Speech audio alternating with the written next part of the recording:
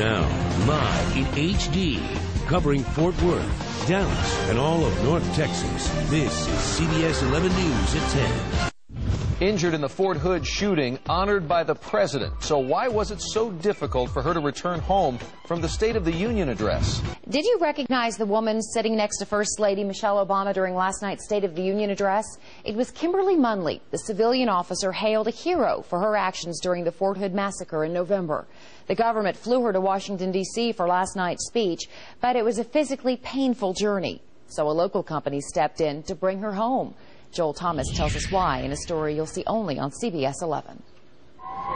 Sergeant Kimberly Munley rushed into the chaos of gunfire in Fort Hood. She stopped a killing spree during a gun battle with the suspected killer. And the third shot went in just below my knee and came out here and went into my calf of my right leg. Munley received a painful knee transplant just days before the invite to Washington.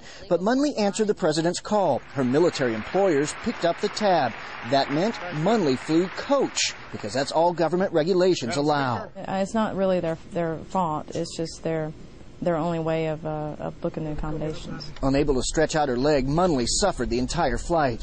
The nerve pain starts acting up, and that's the most, that's the pain that's the unbearable. The muscle pain and the joint pain is not so bad. It's just the nerve pain that kind of gets overwhelming. Munley may have rubbed elbows with the elite, but it took a call to a friend in Houston to get relief. That friend called this man, head of a North Texas nonprofit transportation group called Grace Flights. You know, being the guest that she was of the President of the United States, that a simple request like, could I, you know, I was in pain coming down, and could you help me go back a little bit more comfortably would have been taken care of. Munley got a hero's flight home. Charity begins at home, and she was kind of our little Texas darling. We wanted to get her back and forth and make sure she had a very comfortable ride, and I know she's going to have one today in that airplane. Oh yeah.